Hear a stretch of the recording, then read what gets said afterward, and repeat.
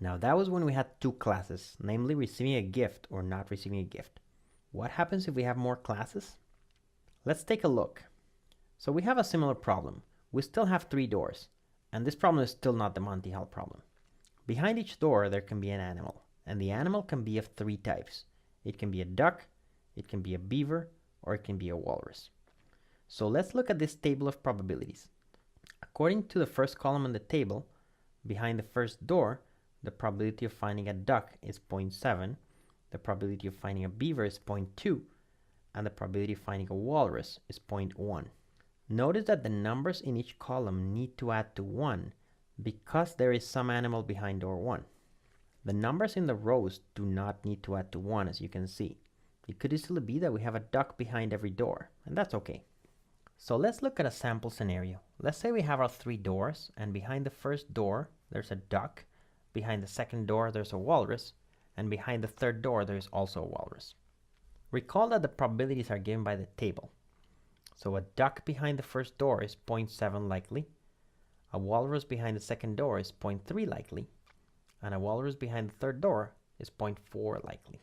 So the probability of obtaining these three animals is the product of the probabilities of the three events, since they're independent events, which in this case it's 0.084. And as we learn, the cross entropy here is given by the sums of the negatives of the logarithms of the probabilities.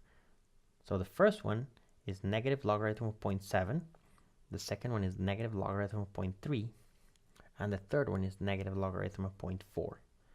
The cross entropy is then the sum of these three, which is actually 2.48. But we want a formula, so let's put some variables here. So P11 is the probability of finding a duck behind door 1, P12 is the probability of finding a duck behind door 2, etc. And let's have the indicator variables y1j be 1 if there's a duck behind door j, y2j be 1 if there's a beaver behind door j, and y3j be 1 if there's a walrus behind door j. And these variables are 0 otherwise. And so the formula for the cross entropy is simply the negative of the summation from I equals 1 to n of the summation from y equals j to m of yij times the logarithm of pij. In this case, m is the number of classes.